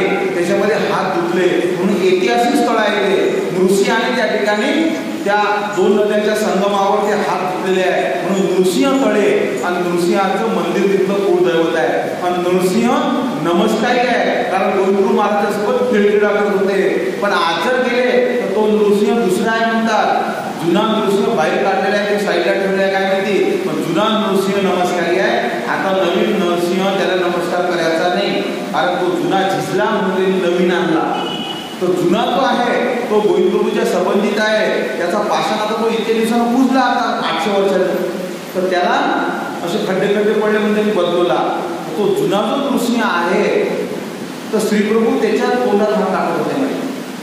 त्याला म्हणे आवमेल्याचा खाय खाय तुला कल्ला होता म्हणे अवतरला नाही चराचर विश्व न पुरे म्हणता आपला हात खाय बरं तो कशाला हात खाणार आहे. मग म्हणे आवमेला जाय खाय म्हणे न खाय म्हणे न खाय काही खाता येते म्हणे त्याला. तो नृसिंह नमस्कारी आहे त्याला संबंध देत होते म्हणे. त्याला नैवेद्य देत होता पंचगोपराचं ताट घेऊन या त्याला एवढं मोठं ताट असं. तो पुजारी काय करत माहिती आहे काय आपल्या मंदिरासारखा असं दरवाजा खाली होता. मग पुजारी काय करत माहिती आहे काय की असं ताट घेऊन खाली असं वागला आणि आता त्याच्यातून जाणार ना श्रीप्रभू काय करायचे त्या दरवाजाच्या बाहेर सोंड्या असतात मोठमोठ्या लोडासारख्या सोंड्या अशा म्हणजे पूर्वीच्या त्या ओट्याला पुढे असं करून असं करायचं. त्याला म्हणायची सोंडी हत्तीच्या सोंडीसारखा आकार दिला म्हणून सोंडी. त्या सोंडीवर बसता येत होतं जास्त मोठी झोपता येत होतं त्याच्यावर पण जेवता येत होतं एवढी मोठी जागा. आणि तो सिंहाचा आकार केला तर सिंहाडा चरित्र शब्द आहे. तुम्ही डोंगरगावला गेले तर दापोची सोंडी म्हणजे दापो त्याच्यावर बसला होता म्हणून दापोची सोंडी. पाठकाने त्याच्यावर बसून दुःख केलं म्हणून पाठकाची सोंडी. तुम्ही पाठ उभे ग्राउंड गेल्या वर्षी तुम्हाला स्थान दिसतात. मात्र आता सोंडी नाही कारण आता जागा प्लॉट असतो 1000 स्क्वेअर फूटचा असते आणि हा जर सोंड्या मांडीन जर पुढे तर याने राहायला जागा राहील काय सोंड्याने. म्हणून आता काही सोंड्या गिड्या काहीच नसतात. आता तुमचीच पायरी सरकारी जागी बसते. सरकारचं ते मास्टर प्लॅन आला की डिस्प्लिन तुमची पायरी काढून फेकते आणि हा गेला की हा दुसऱ्या दिवसातून पायरी करते. सरकारचं काम आहे तोडणे याचं काम आहे करणे. पूर्वी मात्र ऐसपण जागा राहायची म्हणून सोंड्या राहत होत्या म्हणे. म्हणून जंगलामध्ये मोठमोठ्या सोंड्या आहेत. दापोची सोंडी पाठकाची सोंडी. तुम्ही म्हणता हे काय सोंड्या आहेत तर सोंड्या म्हणजे हे बाहेरच्या जागा. तो श्रीप्रभू काय करायचे श्रीप्रभूला खाण्याचा आनंद भरपूर यायचा तर मग हे काय करायचं माहिती आहे काय त्या मंदिराच्या असं मागं भाषेत उभं राहायचे नाही तर मग सोडीवर उभं करून असं थांबायचं मी काही पवडायला म्हणून. आणि तो पुजारी ताट घेऊन असा वागला खाली ती यांनी फटाफट त्याच्यात उचलून घ्यायचं आणि खायचं चाललं जायचं. एक दिवस काय झालं की त्या पुजाऱ्यासमोर दुसरा पुजारी असेल किंवा कोणतरी कळ लावली सांगितलं की अरे तुम्ही म्हणे त्या नृसिंहाला उपार देतात तो सगळा उष्टा ते रावळ वेळेपेक्षा येतात ते खाऊन घेतात त्याच्यातलं. आणि मग असं झाल्यानंतर त्याला कोणतरी सांगितलं आणि मग तो म्हणतो अरे हे उष्टा नैवेद्य आपण नृसिंहाला दिला आता आपलं काही खरं नाही आहे. आपण देवतेला दुखवलं तुझं दुःख करायला लागला घरी गेला आणि त्यानं मग सांगितलं की आता याच्यानंतर मी राहुलांना खाऊ देणार नाही म्हणे. मग दुसऱ्या दिवशीपासून तो ताट न्यायचा घरी पण मग असा निवडतो झोपून लपून न्यायचा. श्रीप्रभू म्हणे अरे त्याला माहीत पडलं पण यायला आता काही खरं नाही म्हणे आता आपलं. मग श्रीप्रभू चालले का दुसऱ्याच्या घरी. मग तो गेला त्याला नैवेद्य दाखवला घरी जाऊन झोपला. रात्री नृसिंह स्वप्नात आला. काय म्हणे मी आज उपाशी आहे ना. तो म्हणे असे कसे उपाशी एरी तर रोज म्हणे तुम्हाला उष्ट नैवेद्य देत आज तो म्हणे चांगला नैवेद्य आणला. ते राहुल चाकत होते म्हणून आपण पोट होतो म्हणे. राहुलांनी आज चाकलं नाही ना म्हणे तर माझं पोट भरलं नाही मी उपाशी आहे म्हणे. मग आता तू जाय म्हणे राहुलाला चाकायला लाव म्हणे तर मग पोट भरेल. मग तो अजून उपाय घेऊन गेला बुवा राहुलाला गावात निघाल म्हणे तिची चाका म्हणे कारण नृसिंह मा स्वप्नात आला मी पुजारी आहे त्याचा महादेव मा स्वप्नात आला म्हणजे मी उपाशी आहे. मग म्हणे घ्या श्रीप्रभू म्हणे चाकलं. मग तो नृसिंह म्हणे आता मी तृप्त झालो. तो असा तो नृसिंह नमस्कारी आहे म्हणून त्याला बंद असते कुलूप बसलेले गेले का तुम्ही कुलूप असते कुलूप. मग त्या पुजाऱ्याच्या घरी जावं लागते चाबी आणावी लागते नाही तो मग सकाळून या म्हणते. आम्ही मुक्कामी थांबलो होतो त्या नृसिंहाला दंड करायसाठी कारण तो नृसिंह गोविंदगुरूच्या संबंधित. तर मग सकाळ तो उघडते चाबी मग जायचा तो नृसिंहाला दंड करून यायचा. तर असा तो नृसिंह अजून मी तिथं आहे देऊळवाड्याला. तर या ठिकाणी या नृसिंहाच्या मंदिरामध्ये खूप मोठं मंदिर आहे अजूनही तिथलं कुलदैवत आहे. तर इथं लक्ष्मणधर भट बसून त्या ठिकाणी पुराण सांगत होते म्हणे. पुराणाचं माहिती सांगत होती म्हणे पुराणाची. आणि पुराणामध्ये सुंदर पुराण सांगत होते, विद्वत रत्न होते, व्याख्यान फार सुंदर करत होते. म्हणजे म्हणतात की माईभट्टासारखेच खालोखाल विद्वान होते म्हणे. आता माईभट्टाची प्रज्ञा खूप मोठी होती. माईभट्ट अगदी भाग्यवान बी आहेत, कारण त्याला चक्रधर स्वामींचं सन्निधान मिळालं. लक्ष्मणधर भटांना चक्रधर स्वामींचं सन्निधान नाही मिळालं, फक्त गोविंदगुरु महाराज. परंतु फार विद्वान आहे आणि विद्वान असल्यामुळे, चर्चक असल्यामुळे, जिज्ञासू असल्यामुळे माईभट्टाची यांची मार्गामध्ये मैत्री होती म्हणतात. मित्र होते, स्नेह होते आणि इतके एकत्र राहायचे म्हणतात की नागेश्वरांनी त्यांचं कौतुक केलं. म्हणून नागेश्वरांनी एकदा ऐलान केलं होतं की लक्ष्मणधर भट आणि माईभट्ट दोघेही श्रीप्रभूंची सेवा करताना मला दिसतात. यांना श्रीप्रभूच्या सेवेवेगळा जो मी दाखवेल त्याला मी त्याच ठिकाणी महावाक्य सांगेन म्हणे. परंतु कोणीही त्यांना कधीच श्रीप्रभूंच्या सेवेवर दाखवू शकलं नाही, कोणाला महावाक्य ऐकायला भेटलं नाही. एवढे म्हणे होते. आणि गोविंदगुरु महाराजांच्या नंतरही दोघेही जण एकत्र बसून चर्चा करत होते. असे जसे केशराज दामोदर पंडितांची मैत्री होती, तशी लक्ष्मण भट आणि माईभट्टाची होती. सोबत अड्डाला जायचे, सोबत राहायचे, विद्वान होते. मात्र धर्मी लावणारे त्यांना नाट्याचार्य आणि गोविंदप्रभूंचं कृपा गोविंदप्रभूची. तर यामध्ये आलेलं नाही आहे वांचून. त्यांनी म्हणतात काय म्हटलं, निरूपण करता करता मनुष्याला कधी कधी आवेश चढते म्हणे. आवेश म्हणजे रोष येते म्हणे. कारण वक्ता जो असते तो दशसहस्रेषु, म्हणजे वीर काय 100 एक जण वीर निघते, 1000 एखादा वक्ता निघते म्हणे. म्हणजे वक्ता जो असते वक्तृत्व कला असणारा. वक्तृत्व ही कला आहे, ब्रह्म ही विद्या आहे. विद्या अभ्यासाला लागते, घोकपट्टी करायला लागते.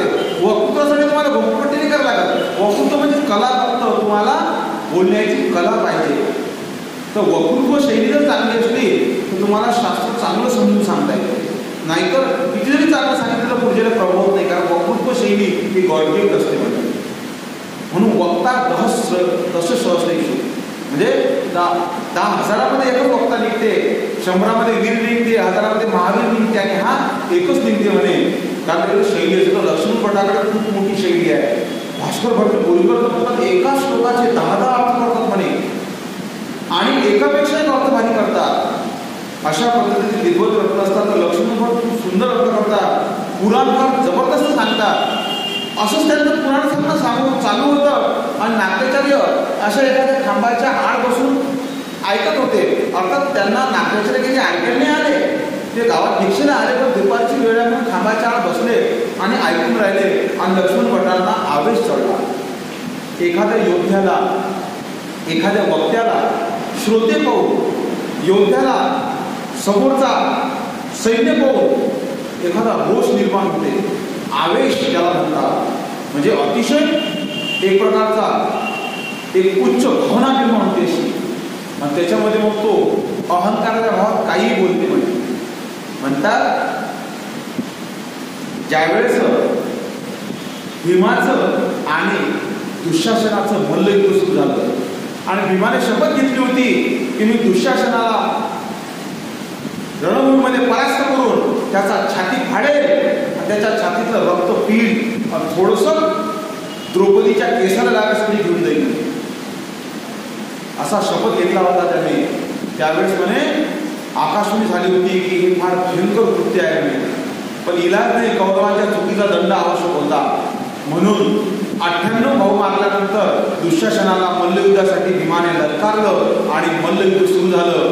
दुःशासन बी बलवान होता, त्याच्या हातामध्ये सुद्धा हत्तीचं बळ होतं म्हणे. म्हणून यांचं 1 प्रहर 3 तास मल्लयुद्ध चाललं म्हणे. आणि त्याच्यानंतर भीमाने त्याला परास्त केलं आणि परास्त केल्यानंतर भीमाला आनंद झाला की आज मी माझी 12 वर्षाच्या अगोदर आणि याच्यात 1-2 वर्ष गेले अशी 14 वर्षाच्या अगोदरची प्रतिज्ञा आज पूर्ण करणार. कारण 14 वर्ष प्रतीक्षा करावी लागली. आजच्या शपथ या प्रतिज्ञेचा आज दिवस निघाला पूर्ण करायचा, म्हणून आनंद झाला. आणि त्या गोष्टामध्ये तो काय बोलला माहिती आहे, हा दुःशासन म्हणे आज माझ्यासारख्या वाघापुढे गाय म्हणून पडलेला आहे आणि वाघाच्या तावडीतून कधी गाय सुटत नसते. वाघ तिला संपवून टाकतोय आणि जर कोणाला ताकद असेल तर याव त्यानं या गायीचं रक्षण करण्यासाठी. तो असो म्हणतात आवेशाच्या भरात आणि अर्जुन म्हणतो केशवा माझा रथ म्हणे भीमाच्या दिशेने घेऊन जा. कृष्ण महाराज तुझी तब्येत खराब झाली का तुझी? म्हणजे तब्येत खराब नाही झाली, मी क्षत्रिय आहे म्हणे. देव म्हणे मग मी काय ब्राह्मण आहे? तुम्ही मी क्षत्रिय आहे म्हणे, पण तुम्ही युद्धात भाग घेतलेला नाही, मी युद्धात भाग घेतलेला आहे म्हणे. मग म्हणे क्षत्रियाचा धर्म तुम्हाला माहित आहे काय? ते म्हणतात मला धर्म शिकवतो काय तू? मी असतं तिने शिकवलं किती मोठं म्हणे. हो पण म्हणे तुम्हाला माहित नाही का मग क्षत्रियाचा धर्म कोणता आहे? म्हणे क्षत्रियाने स्त्री ब्राह्मण गाईचं रक्षण केलं पाहिजे म्हणे. आणि स्त्री ब्राह्मण गाईच्या रक्षणासाठी जो धावून जातो तोच खरा क्षत्रिय. आणि मी जातीवंत क्षत्रिय असल्यामुळे मी या तिघांचं रक्षण करण्यासाठी प्राण गेला तरी चालेल म्हणे. कोणाचं रक्षण करायला चालला? म्हणे गाईचं रक्षण करायला.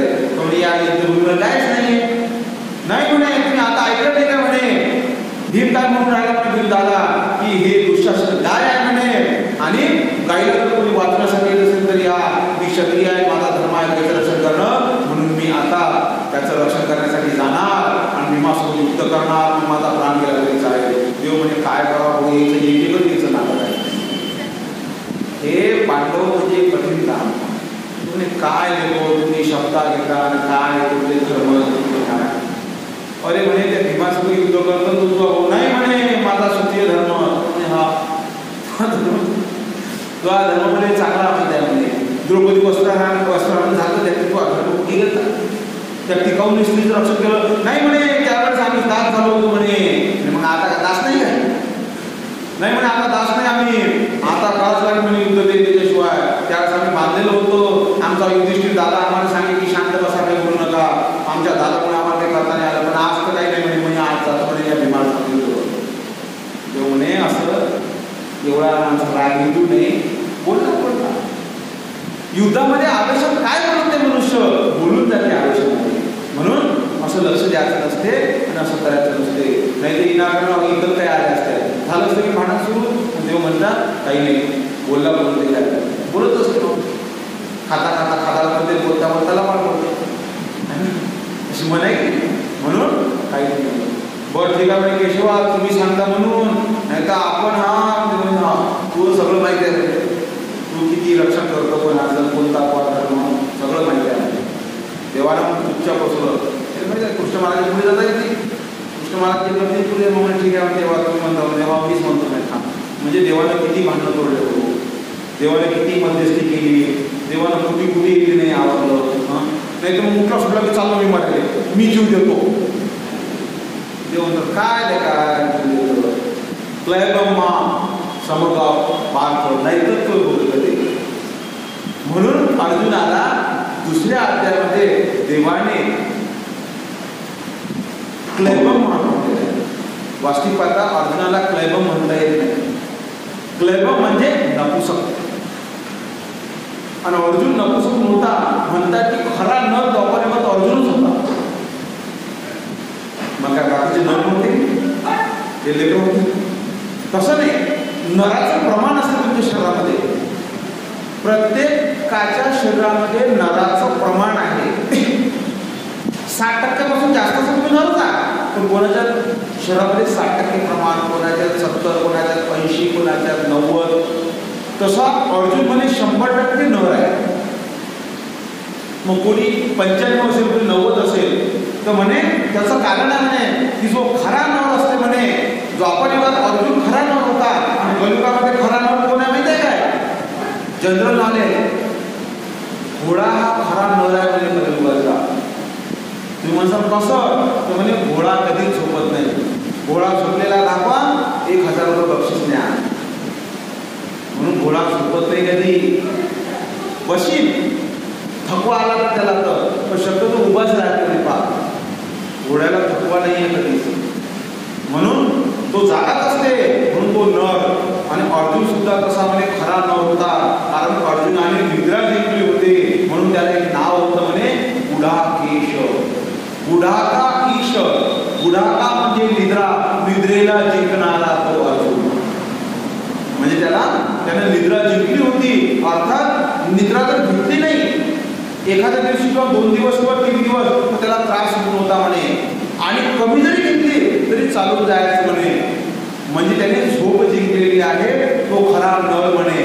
त्याच्यात नराचं प्रमाण सर्वात जास्त म्हणे, आणि ज्यानं झोप जिंकली नाही त्याच्यात तितकं नराचं प्रमाण कमी. काही काही तो म्हणजे झोपतात, कुठेही झोपतात म्हणे, पोथीमध्ये झोपतात. गाडी चालवताना एक बाई म्हणे, बाबा मला सुदर्शनाची दाई लिहून पाहिजे तुमच्या हातानं. मी म्हटलं का बरं? त्या सूत्रपटाला लिहून घे. म्हणे नाही, तुमच्या हाताला पाहिजे म्हणे, तुमच्या हाताला मा नवऱ्याच्या गाडीला बांधा. मी म्हटलं काय झालं? म्हणे मा नवरा गाडी चालवताना झोपते.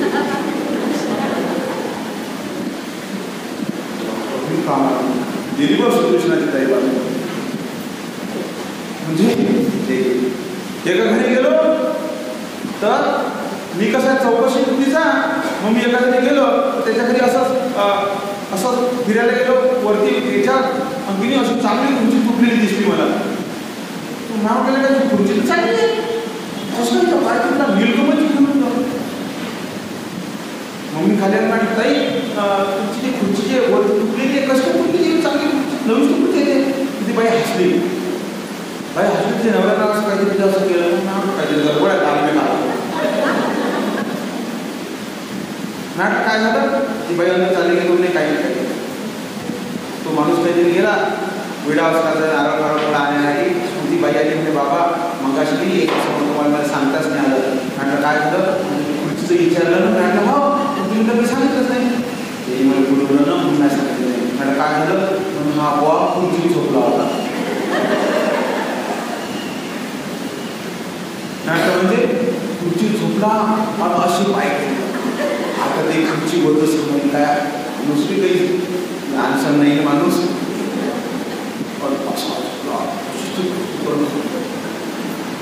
मी स्वयंपाक करून राहिली पर्यंत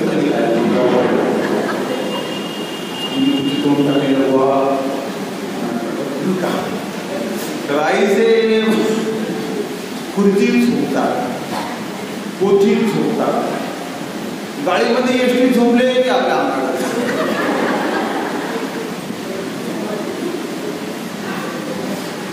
एसटी मध्ये झोपतात बाबा, झोपले की अंगाला जातात. एकदा पाहावे दोनदा पार्श्वनी छोटी गीतं म्हणतो जाऊ दे झोपायला झोपो त्याने त्याला थापड उठली. नंतर तो उठल्या म्हणते माफ करा झोपायला झोप. तर काही काही झोपले तेव्हा आपण करत एका ठिकाणी झोप्या आणायसाठी खूप आहे. त्याने झोपून घेतलं म्हणतात आता घंटाभरात काय अर्धा घंटा आपण पोचतो काय बसत. त्याने घेऊन टाकली शिकवून झोपला. नंतर म्हणजे धन्यवाद म्हणता काय झोपा कुठेही झोपतात. पण आता खरेच न राहील काय तर नराने म्हणजे निद्रा जिंकली पाहिजे. म्हणून अर्जुनाला झोपीचा त्रास अजिबात होत नव्हता. अर्जुन गुढाकेश होता, त्याला निद्रा सुद्धा त्याने जिंकली होती. म्हणून तो रात्री सुद्धा युद्ध करू शकत होता. रात्री सुद्धा त्याला युद्ध करता येत होतं म्हणे, उत्कृष्ट युद्ध करत होता म्हणे रात्री. आणि शब्दविंध्या होता, जिकून आवाज आला तिथंच बाण सोड होता बरोबर म्हणे. आणि म्हणून घटोत्कचाला जेव्हा युद्धामध्ये आणलं आणि रात्री युद्ध सुरू झालं त्या दिवशी त्या अर्जुनाने रात्रभर चांगलं युद्ध खेळलं म्हणे. म्हणजे अशी अर्जुनाकडे कला होती. म्हणून नरामध्ये कसा निद्रा जिंकणे हा एक विषय असते. तो निद्रा जयो म्हणजे त्याने जिंकलेली असते. तर या ठिकाणी अर्जुनाला देवाने क्लैपम म्हटलं म्हणजे नपुसक म्हटलं तर अर्जुनाला ही खूप मोठी शिडी आहे. क्लैपम मा समगम पार्थ नैतत्व युगबद्धते शूद्रम हृदय दौर्बल्यम ते तो तिष्ठ परत. दुसऱ्या अध्यायाच्या 3ऱ्या श्लोकात ते बोलले आहे की तू एक जाणकार व्यक्ती आहेस, अस्त्र शस्त्र संचलन जाणतो, युद्धामध्ये निपुण असताना हे नपुसकत्व तुला कुठून धारण झालं की मी युद्ध करत नाही. म्हणून तू हे सर्व सोड, नपुसकत्व सोड आपलं तू आणि काय कर उत्तिष्ठ उभा आणि युद्ध कर असते.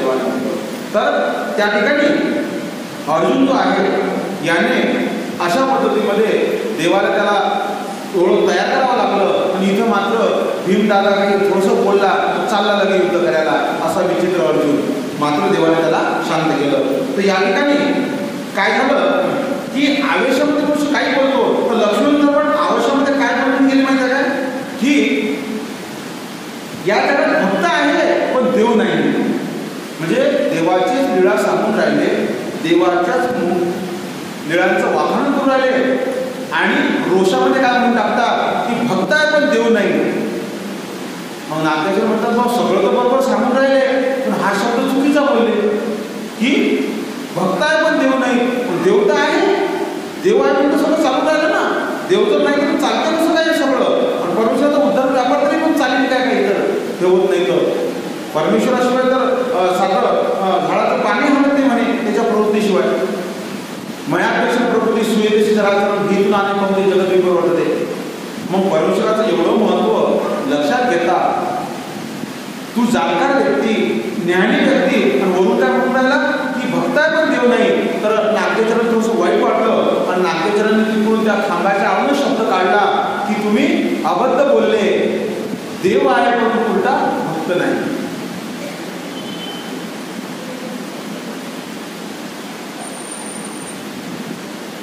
म्हणजे या जगात देव आहे पण भक्त नाही असं म्हटल्याबरोबर नागेश्वर म्हणतात की भक्त आहे पण देव नाही. तेव्हा त्यांनी विचार केला की असं कोण आहे, माझ्या प्रवचनात माझ्या शब्दाला बोलणारे कोण आहे. तर मग नागेश्वर समोर आले आणि मग त्यांनी म्हटलं की तुम्ही कोण, आणि आम्ही असं असं. कुठे आहे म्हणे देव, सांगा म्हणे मी भक्त नाही काय. ते म्हणे तू जर भक्त आहे तर देव बी आहे, कुठे आहे. तर आता या पाठात आलेलं नाही आहे. त्यांना श्रीकृष्ण महाराजांवर प्रतीती होती आणि ते श्रीकृष्ण महाराजांचे व्याख्याते होते. एका पाठात तर असे सांगितलं म्हणतात की त्यांनी प्रसंग उभा केला होता. म्हणजे वक्तृत्व शैलीने प्रसंग उभा करता येते ना आपल्यासमोर. तर त्यांनी प्रसंग कोणता उभा केला होता की गोकुळामध्ये कृष्ण महाराज जन्मले आणि वसुदेव बाबा त्या कृष्ण महाराजांना टोपलीमध्ये ठेवून चाललेले आहेत म्हणे आणि त्या यमुनेमध्ये ते बुडबुडून राहिले, त्यांना पाणी त्याच्या नाकातोंडात चाललं म्हणे. म्हणजे किती परात्परीची भक्ती ते करून राहिले. देव बघा किती परीक्षा पाहतो असा प्रसंग होता. म्हणजे देव किती परीक्षा पाहतो. अर्थात त्या यमुनेला दर्शन घ्यायचे होते, मग स्वामींनी पाय काढला आणि दर्शन घेताना यमुनेने रस्ता दिला. त्याच्या अगोदर त्यांच्या वडिलांचे हाल झाले ना. तर म्हणून तो म्हणतो की भक्त किती भक्ती करतात पण देवच नाही आहे, भक्ताला असा त्रास होते. असं त्यांनी रोषाच्या याच्यात त्या प्रसंगावर ते बोलले. आणि ज्यावेळेस त्यांना प्रसंग सांगत होते तर देहभान विसरली. म्हणजे तुम्ही लीळा सांगताना, तुम्ही व्याख्यान करताना जर खरंच त्या शास्त्राला, त्या देवाला जर जन्म दिला असेल ना तर तुम्ही त्यात ओले जाता, स्वतः ओले जातात. तर म्हणे यांनी काय केलं की हा प्रसंग सांगताना यांना काहीच माहित नाही, हे असे उठले म्हणे आणि यांनी एक लेकरू उचललं आणि ते डोक्यावर घेऊन वसुदेव बाबा कसे घेऊन चालले तसे त्याने घेऊन चालले. म्हणजे जणू काही आपणच तो वसुदेव आहे आणि आपणच कृष्ण महाराजांना निवून राहिलो असं चित्र त्यांनी केलं. आणि मग ते असे फिरायला लागले. नंतर मग कोणतरी सांगितलं की तुम्ही एक व्याख्याते आहात, तुम्ही व्याख्यान करा, तुम्ही या लेकराला घेऊन कसे फिरून राहिले या सभेमध्ये असं. तर तेव्हा त्यांच्या लक्षात काय आलं माहिती आहे की आपण देवभान विसरलो, की आपण प्रवचन करायला आपण प्रवचन करून राहिलो, आपण तर कृष्णाला उचलून फिरून राहिलो असा त्यांना आभास झाला म्हणे. म्हणजे मग मी भक्तीमध्ये किती तल्लीन झालो की मी स्वतःला विसरलो आणि मी एका लहान मुलाला कृष्ण म्हणून उचललो कसं आणि त्याला यमुनेतून घेऊन राहिलो, धाकून राहिलो कसं. म्हणजे चित्रीकरण केलं त्यांनी त्याचं. आणि मग जेव्हा त्यांच्या लक्षात आलं, एका लक्षात आलं की बाबा तुम्ही इथलं इथंच करून राहिले असं, तर मग त्या भावनेच्या पुढे ते रागात म्हणतात की हा भक्त आहे पण देव नाही. म्हणजे माझ्यात बघा किती भक्ती आहे, मी स्वतःला विसरून जर भक्ती करतो मग देव माझ्यासाठी का दूर आहे. म्हणून आता लक्षात येईल की प्रसंगाला धरून बोलले बरोबर याच्यात तसं काय. म्हणून ते म्हणतात नागेश्वर म्हणतात की हा नाही देव वृद्धपुरी असेल तर त्यांनी म्हटलं ठीक आहे चला म्हणे माझ्यासोबत, चला म्हणे. तसेच निघाले म्हणे, कारण रोष आहे ना. तर त्यावेळेस म्हणतात नागेश्वरांनी अंतःकरणातून देवाला प्रार्थना केली की हा तुमचा भक्त आहे, याला सांभाळा. तर त्यांनी त्यावेळेस मनात उल्लेख केला की मला जर कृष्ण महाराजांचं दर्शन झालं तिथं तर मी देव मानीन, नाही तर नाही मानणार. तर म्हणतात श्री प्रभूंनी त्यांना आल्याबरोबर तिथं द्वारका दर्शन स्थान आहे. तो द्वारका धापलीमध्ये विद्युतला आल्याबरोबर त्याच्यामध्ये गोविंदगुरु महाराज 56 कोटी यादवासी सिंहासनावर बसलेले आहेत असं त्यानं पाहिलं. आणि तो तिथं आला म्हणे आणि आल्याबरोबर नागेश्वर म्हणतात त्यांची प्रतिनिधी बसली पाहिजे. तर त्याने म्हणतात त्या कमांडवर म्हणजे रस्त्यावरच दंडवत घातले म्हणे, तिथं असे साष्टांग दंडवत घातले. तर ते म्हणतात नागेश्वर दंडवत कुणाला करून राहिले, तर म्हणतात हा कृष्ण देखीला, ही द्वारका देखील हा कृष्ण देखीला, म्हणजे कृष्ण आणि द्वारका मी दोन्ही पाहिलं म्हणून मी साष्टांग दंडवत घालत आहे. नागेश्वर सुद्धा कपाळ घालतो हा काय प्रकार आहे. पण त्याच्या लक्षात आलं की श्री प्रभूंनी काहीतरी चमत्कार दाखवला म्हणून तिथं स्थान आहे द्वारका दर्शन. अष्टोत्तर बाबाच्या मठामध्ये द्वारका दर्शन स्थान असतात. तर द्वारका दर्शन झाले आणि तिथून मग त्यांच्या लक्षात आलं की नाही, नागराजाने सत्य बोलले, कृष्ण महाराज आहे म्हणून ते श्री प्रभूंना कृष्ण महाराजच समजायचे. नंतर एक कोणी उठून उभे राहिले तर काही होतं, सगळं आवासून दर्शन होतं पण साक्षात्कार झाला आणि श्री प्रभूंच्या ठिकाणी येऊन अनुसरले. आणि नागराचार्यांना म्हणतात तुम्ही माझे निमित्त आहे, तुमच्यामुळे मला देव दिसला. जसे आले तसेच राहिले, डबल घरी गेले. असे लक्ष्मणदास भट देऊळ वाड्याचे म्हणून त्यांना काय म्हटलं, देऊळ वाडेकार लक्ष्मण भट. आणि एक विरहे लक्ष्मणदास भट ज्यांनी लक्षणाच्या टीका केल्या, ते बाबुळगावचे श्रुती साधवले गेले, बाबुळगावचे होते. आणि ते लक्ष्मण भट ते असंविधानी आहे. म्हणजे हे लक्ष्मण भट गोविंदगुरूंच्या संविधान आले, ते नामदेवराजांच्या संविधान आलेले आहे, म्हणजे असंविधानी. तर ते म्हणतात बाबुळगावला असताना तिथं एक विहीर होती, त्या विहिरीवरती वीर वसुली आहे म्हणतात. काही लोकांनी संशोधन केलं त्याचं, पण ती पडली. आता जुनी विहीर होती पायवीर. तर तिथे एक छोटीशी देवळी होती, त्या देवळीवर बसून त्यांनी सगळ्यात पहिले 9 प्रकरणाचे त्यांनी सगळ्यात पहिले पक्ष मांडले म्हणतात. म्हणून सगळ्यात पहिला पक्ष लक्षणाचा असतो, सगळ्यात पहिला पक्ष लक्षणाचा असतो. मग दुसरे, मग 1 रेगी 2 रेगी, मग अजून तुमचे काही स्तंभ वेगवेगळे असे नाव आहेत, असे वेगवेगळे पक्ष आहेत म्हणजे रूढीचे मार्गरूढीचे. परंतु सगळ्यात पहिला पक्ष असते लक्षणाचा, सगळ्यात पहिला. त्याचं चिन्ह असतं थिटासारखं असतं, यू असं गोल, त्याच्यामध्ये असा आकार असतो. म्हणून सगळ्यात पहिला पक्ष असतो कोणत्या टीकेमध्ये, तो लक्षणाचा. तर सगळ्यात पहिले लक्ष्मण भटांनी हे लक्षणे केली म्हणून त्यांना लक्षणे करणारा लक्षणकार लक्ष्मण भट म्हणतात. तर यांनी त्या रवणीवर म्हणतात कधी कधी काही करताना मूर्छा येऊन पडत होते म्हणे, म्हणजे भावाग्न होते. भावाग्न मनुष्य जर भावाग्न असेल ना त्याला मूर्छा येऊन तो पडते, भावनेच्या हातात पडून जाते. मग तो पुजारी यायचा, त्यांना उठवायचा, मग भिक्षेला जात होते, भिक्षा आणायचे, जेवण करायचे आणि अजून लक्षणे करायचे. म्हणून लक्षणातले सगळ्यात पहिले लक्षात टीका त्यांनी केल्या, लक्षणाचे पक्ष त्यांनी मांडले सगळ्यात पहिले. मग दुसऱ्या पक्षकारांनी मग 24 पक्षकार एकत्र येऊन आगे मागे आपापले पक्ष मांडत गेले आणि टीका विस्तारित झाली, टीका वाढत गेली. अशा पद्धतीने तुमच्या टीका म्हणजे ज्या ब्रह्मविद्येवर जे विश्लेषण आहे त्याला टीका म्हणतात, त्या टीका केल्या. टीकाचा शब्द आज टीकाचा शब्द बदललेला आहे. टीका करणे म्हणजे टीका टिप्पण्या करणे, तर तसं नाही. तिथं टीका करणे म्हणजे शास्त्राला विस्तारित करणे. तुम्ही जर शाळेत शिकले असाल तर तुम्हाला बघा येतात टिपा लिहा, म्हणजे टिपा म्हणजे माहिती लिहा, तर टिपातच टीका झालेला आहे. तर अशा पद्धतीमध्ये माहिती लिहिणे भरपूर शास्त्राची, त्या टीपा त्यांनी त्यावेळेस केलेल्या आहे, त्याला टीका म्हणतात. तर या ठिकाणी लक्ष्मण भट जे आहे हे अनुसरले आणि नामदेवाचार्यांच्या माध्यमातून स्वामींचे सन्निधान राहिले. मग काय झालं, 2-4-5 दिवस झाले घरी आले नाही. पत्नीला माहीत पडलं त्यांच्या की कोण मग जाऊन काही लावून दिली की तो नवरा गेला, साधू झाला, आता काय करू येतो, गेलं पाण्यात तेवढं गेलो तो. तुम्ही ना असं कसं काय, मला विचारलं नाही कसे गेले, आता आणतो द्यायला.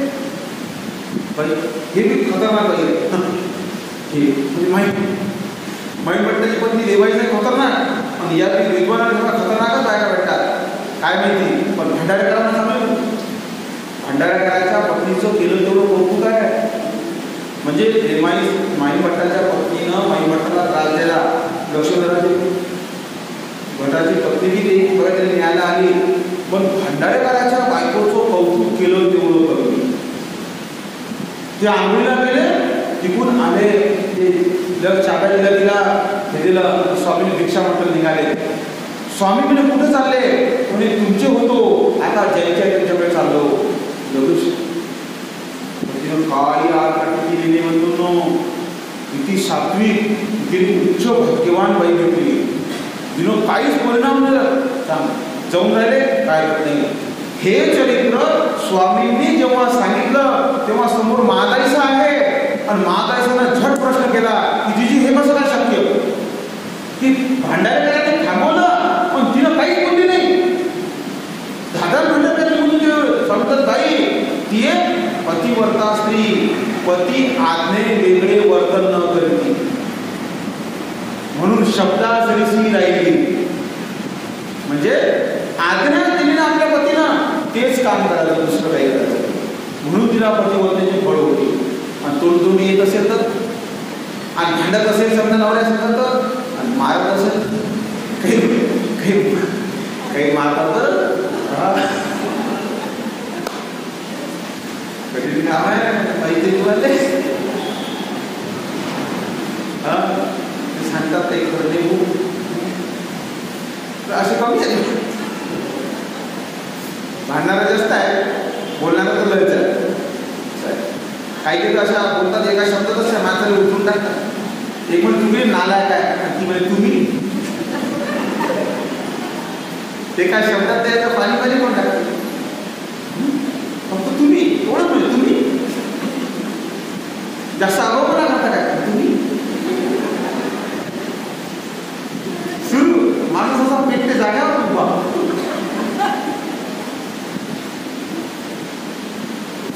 एकच शब्द आहे म्हणते पाच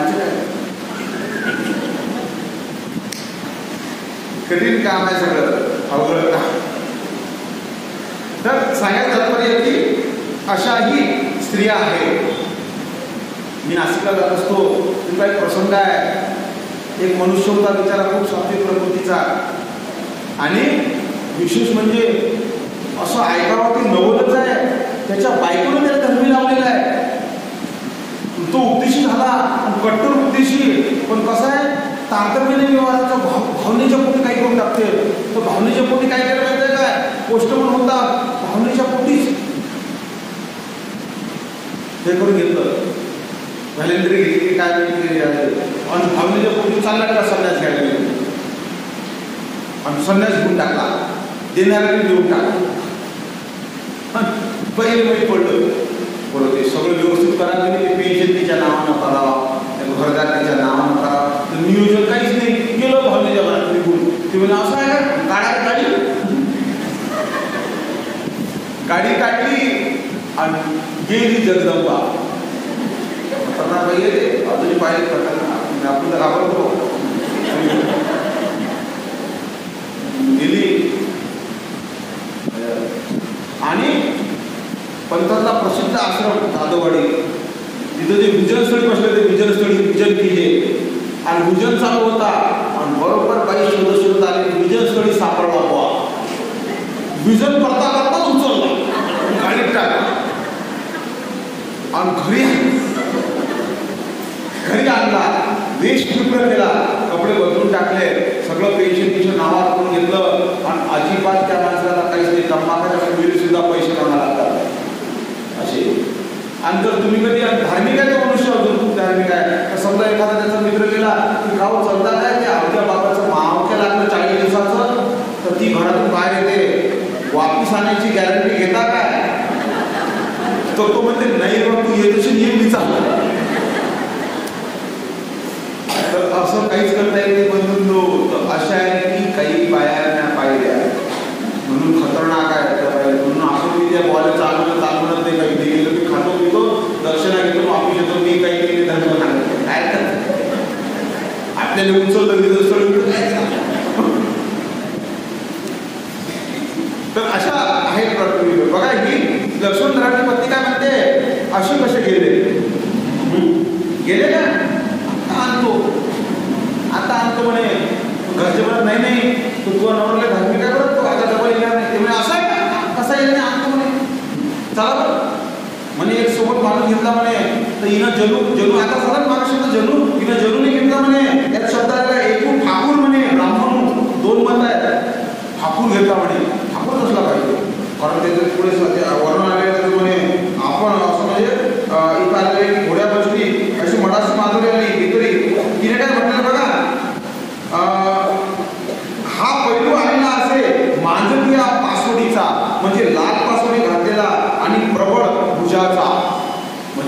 नाही चालणार असा. तर ती घेऊन आलेली आहे. तर काय होतं, घरी मुकाट्यानं चला, नाही तर आता तुमच्या समोर जे सगळं लग्न करतो. कारण असं म्हटलं माणूस मग हे करून जाते, इथं जाईल, समाजात नाव खराब होईल, अमुक अमुक काहीतरी म्हणते. का म्हणे तुम्ही म्हणे मला विचारता आले, आता मुकाट्यानं घरी चालता की याच्यासोबत लग्न लावू, आणि लग्न करतो म्हणे याची घरवाद करतो, घर निघतो म्हणे याचं. ते का म्हणे फार चांगलं होईल म्हणे, मी माझ्या हातातून लग्न लावून देतो. ती म्हणे होय काय म्हणजे ते त्याला वाटलं, पण तिला वाटतं की हा घाबरेल म्हणे, नाही असं काही करू नका. तो म्हणे आम्ही म्हणे शेत भरतो म्हणे, म्हणजे तुमची शेत भरून देतो, तुमचं लग्न लावून देतो. तुमची जोजरण काढायला लागली, नागवली म्हणजे मी लुटल्या गेली म्हणे, नवरा गेला, सगळं गेलं. तो म्हणे सोडून द्यायला तयार झाला म्हणे, श्री प्रभूसाठी नफा म्हणे, मी व साम्राज्याने काही नाही म्हणून त्याच्या बाग लोळणी घातली, रडायला लागली, दुःख करायला लागली. तिला वाटलं की पाहता पाहिजे म्हणून लक्ष्मण करते ना देव पडला. त्याला देव पडला तर मग भांड्याकडे वापस आले का तरी नाही, माई म्हटलं वापस गेले का तरी नाही, त्याला देव पडला तर तरी जातच नाही. तो कशात जाईल ना, कारण त्याला देव पडलेला आहे. म्हणजे मी नाही येत म्हणे, मी तुला लग्न लावून द्या. मग ती रडली पडली. मग माई म्हटलं त्याला समजावलं की बघा मी बी असं सोडून गेला, असं का लागते, देवासाठी सगळं विसरावं लागते. खुदा के पास अकेले ही जाना है, ना हाथी है ना घोडा है, माँ को पैदल ही जाना. खुदा देवापाशी एकटं जावं लागते, देवासाठी कसं बोलू नको. आणि एक कुठं जागा सांभाळणे हे जमत नाही असं तसं म्हणजे सांगितलं. मग तिला ठीक आहे काय करत नाही. पण माई म्हटलं तिला चिंचोळी दिली, तिला स्नान वगैरे घालून तिथं हे करून तिचा आदर तिथे करून तिला घरी वापस पाठवलं. कारण त्याचं असं किंवा तिला समजून घातलं. तर या ठिकाणी बघा लक्ष्मणपटाला देव पडला, आणि देव पडला तर 100% असा की पतीनं असं म्हटलं तर. पण आता काही काही लोक काय करतात माहिती आहे का, असंच सांगतात मला. एक बाई काय म्हणते, बाबा मला अंतर्देशात आणि बाह्य देशात येतो म्हणे, पण मानवाला जीव देते. मी म्हटलं तो जीव देत नाही, तो फक्त म्हणते.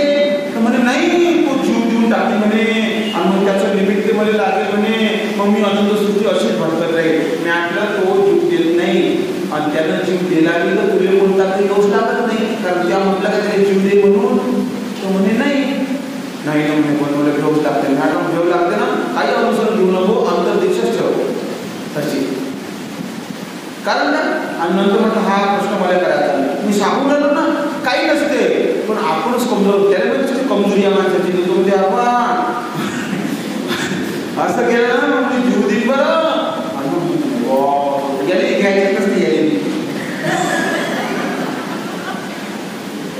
ती ओळखून घेतात. मला माणसं ओळखायला टाईम लागते का, आता माणसे म्हणजे 25-30 वर्षापासून लोक इकडे फिरून राहिलो, मग काही काही अभ्यासाची केली. मग एवढा अभ्यास करून दिला आधी अशी नाही फुले फुले म्हणून मला माहिती आहे सुद्धा नाही बरोबर आहे. जीव दिला तर कसं होईल, तुम्हाला निमित्त लागेल तर काय हां बाबाने सांगितलं. तर अशा पद्धतीमध्ये असे घेऊन देणारे लोक आहेत. वाचून लक्षात घ्या की तुमच्यासाठी जर तुम्ही दीक्षा व्यक्तीने एखाद्या जीव देत असेल ना, तर तुम्हाला त्याचं काहीच निमित्त नाही आहे.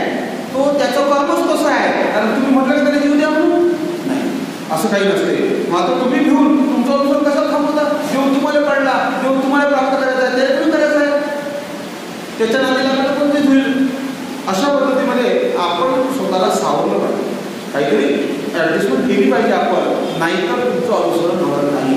तर या ठिकाणी लक्ष्मणपट पक्के झाले आहे, त्यांनी स्वामीला चांगलं ओळखलेलं आहे. म्हणून ते म्हणतात की जीजी ते काय म्हणतात की असं काही नाही, आम्ही तुमचं लग्न लावून देऊ. आणि मग ती खूप दुःखी झाली. माईपटाला समजून पाठवलं, म्हणजे सिंगापूरला गेली. आता सिंगापूरचे राहणारे होते ते काय कदाचित माहेर गेली असं म्हणा, माहेर गेली. तर अशा पद्धतीमध्ये आपण लक्ष्मणाचे लेकर त्या ठिकाणी आलो. आपल्याला पूर्ण झाले म्हणजे आज तुला आपल्याला लवकर संपवायचं आहे. कारण आज आपल्या या ठिकाणी तुम्हाला सर्वांना यायचं आहे. संध्याकाळी जायचं निवासी चिंचोलीकर बाबांचं त्या ठिकाणी कीर्तनाचा कार्यक्रम आहे. तोपर्यंत सर्वांना या लागते. तिकडे बाबांचं आगमन गावात होणार आहे, तिकडे जावं लागते. त्यामुळे आज सूचना आलेली आहे की अर्धा तास अगोदर संपवा, म्हणून अर्धा तास अगोदर संपवत आहे. आणि त्या ठिकाणी आपले प्रायश्चित हा विधी असते. तर आपलं प्रायश्चित उद्या सकाळी आपण करून टाकू. उद्या सकाळी ज्यांना ज्यांना प्रायश्चित करायचं त्यांनी त्या ठिकाणी गिडा घेऊन उपस्थित राहायचं आहे. 5:30 वाजता 5:30पर्यंत हजर राहा. जास्तीत जास्त 5:45 पर्यंत 5:45 ते 5:45 पर्यंत एका तास आपण प्रायश्चित सकाळी करू.